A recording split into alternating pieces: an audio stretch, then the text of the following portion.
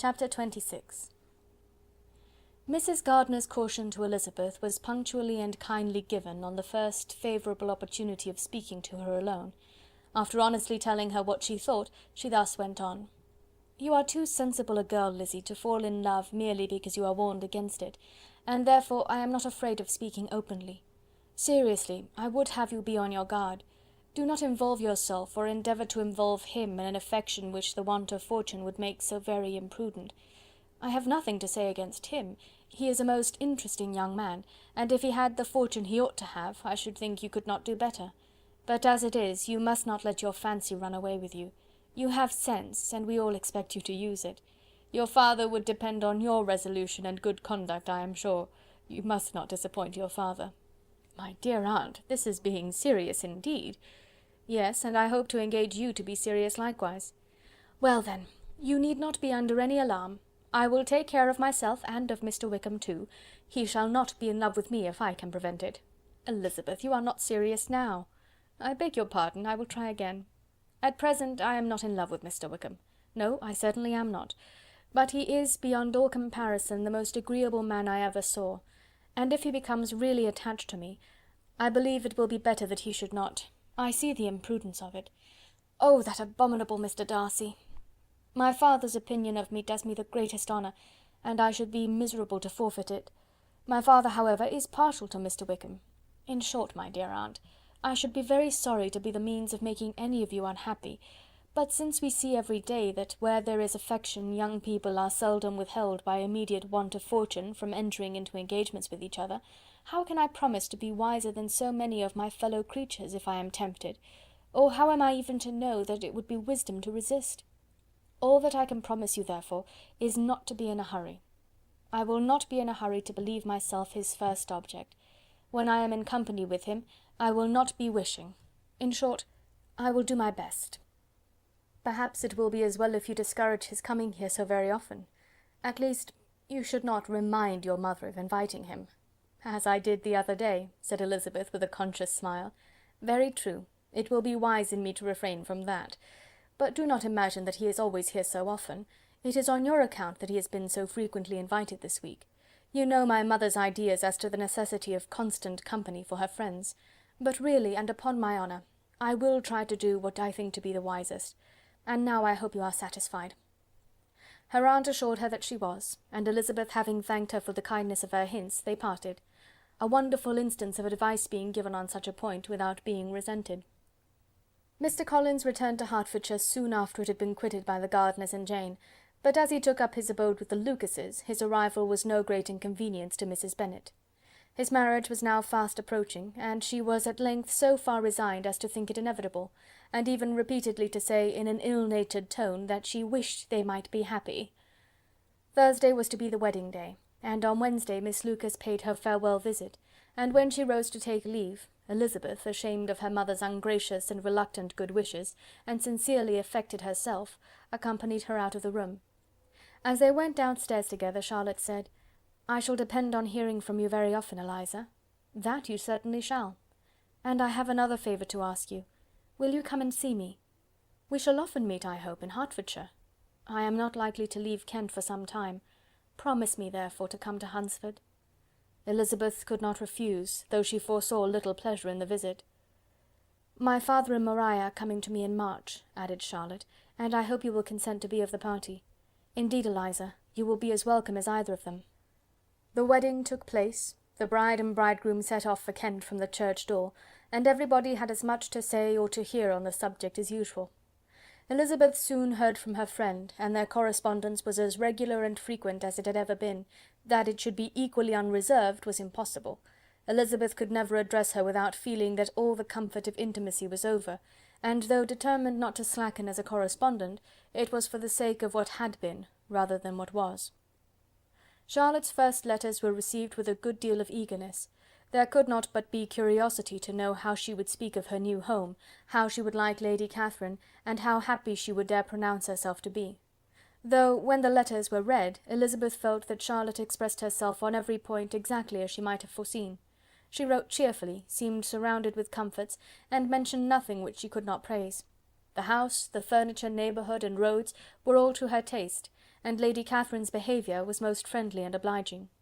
It was Mr. Collins's picture of Hunsford and Rosings rationally softened, and Elizabeth perceived that she must wait for her own visit there to know the rest. Jane had already written a few lines to her sister to announce their safe arrival in London, and when she wrote again, Elizabeth hoped it would be in her power to say something of the Bingleys. Her impatience for this second letter was as well rewarded as impatience generally is. Jane had been a week in town without either seeing or hearing from Caroline. She accounted for it, however, by supposing that her last letter to her friend from Longbourn had by some accident been lost.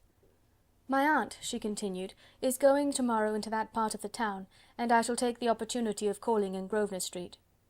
She wrote again when the visit was paid, and she had seen Miss Bingley.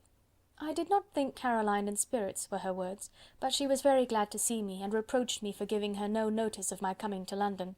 I was right, therefore, my last letter had never reached her. I inquired after their brother, of course. He was well, but so engaged with Mr. Darcy that they scarcely ever saw him. I found that Miss Darcy was expected to dinner. I wish I could see her. My visit was not long, as Caroline and Mrs. Hurst were going out. I dare say I shall see them soon here." Elizabeth shook her head over this letter. It convinced her that accident only could discover to Mr. Bingley her sister's being in town. 4 weeks passed away, and Jane saw nothing of him. She endeavoured to persuade herself that she did not regret it, but she could no longer be blind to Miss Bingley's inattention. After waiting at home every morning for a fortnight, and inventing every evening a fresh excuse for her, the visitor did at last appear, but the shortness of her stay, and yet more, the alteration of her manner, would allow Jane to deceive herself no longer. The letter which she wrote on this occasion to her sister will prove what she felt.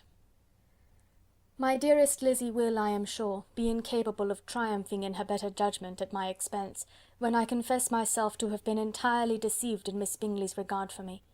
But, my dear sister, though the event has proved you right, do not think me obstinate if I still assert that, considering what her behaviour was, my confidence was as natural as your suspicion. I do not at all comprehend her reason for wishing to be intimate with me, but if the same circumstances were to happen again, I am sure I should be deceived again.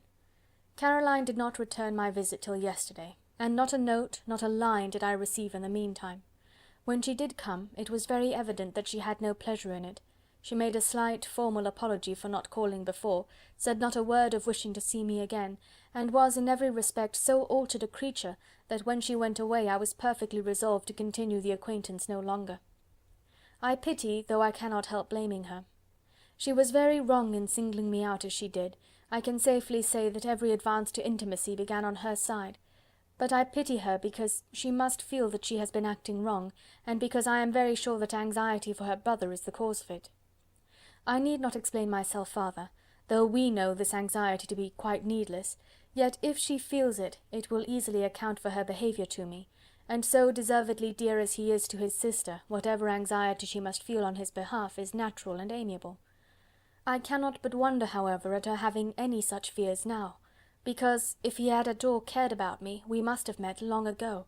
He knows of my being in town, I am certain, from something she said herself, and yet it would seem, by her manner of talking, as if she wanted to persuade herself that he is really partial to Miss Darcy. I cannot understand it. If I were not afraid of judging harshly, I should be almost tempted to say that there is a strong appearance of duplicity in all this. But I will endeavour to banish every painful thought, and think only of what will make me happy, your affection, and the invariable kindness of my dear uncle and aunt. Let me hear from you very soon. Miss Bingley said something of his never returning to Netherfield again, of giving up the house, but not with any certainty. We had better not mention it. I am extremely glad that you have such pleasant accounts from our friends at Hunsford. Pray go to see them with Sir William and Maria. I am sure you will be very comfortable there. Yours, etc. This letter gave Elizabeth some pain, but her spirits returned as she considered that Jane would no longer be duped, by the sister at least. All expectation from the brother was now absolutely over. She could not even wish for a renewal of his attentions. His character sunk on every review of it, and as a punishment for him, as well as a possible advantage to Jane, she seriously hoped that he might really soon marry Mr. Darcy's sister, as, by Wickham's account, she would make him abundantly regret what he had thrown away. Mrs. Gardiner about this time reminded Elizabeth of her promise concerning that gentleman, and required information. and Elizabeth had such to send as might rather give contentment to her aunt than to herself. His apparent partiality had subsided, his attentions were over, he was the admirer of someone else. Elizabeth was watchful enough to see it all, but she could see it and write of it without material pain. Her heart had been but slightly touched, and her vanity was satisfied with believing that she would have been his only choice, had fortune permitted it. The sudden acquisition of £10,000 was the most remarkable charm of the young lady to whom he was now rendering himself agreeable, but Elizabeth, less clear-sighted perhaps in this case than in Charlotte's, did not quarrel with him for his wish of independence. Nothing, on the contrary, could be more natural, and while able to suppose that it cost him a few struggles to relinquish her, she was ready to allow it a wise and desirable measure for both, and could very sincerely wish him happy. All this was acknowledged to Mrs. Gardiner, and after relating the circumstances, she thus went on. "I am now convinced, my dear aunt, that I have never been much in love, for had I really experienced that pure and elevating passion, I should at present detest his very name, and wish him all manner of evil. But my feelings are not only cordial towards him, they are even impartial towards Miss King. I cannot find out that I hate her at all, or that I am in the least unwilling to think her a very good sort of girl. There can be no love in all this. My watchfulness has been effectual, and though I certainly should be a more interesting object to all my acquaintances were I distractedly in love with him, I cannot say that I regret my comparative insignificance. Importance may sometimes be purchased too dearly. Kitty and Lydia take his defection much more to heart than I do. They are young in the ways of the world, and not yet open to the mortifying conviction that handsome young men must have something to live on as well as the plain." End of chapter 26.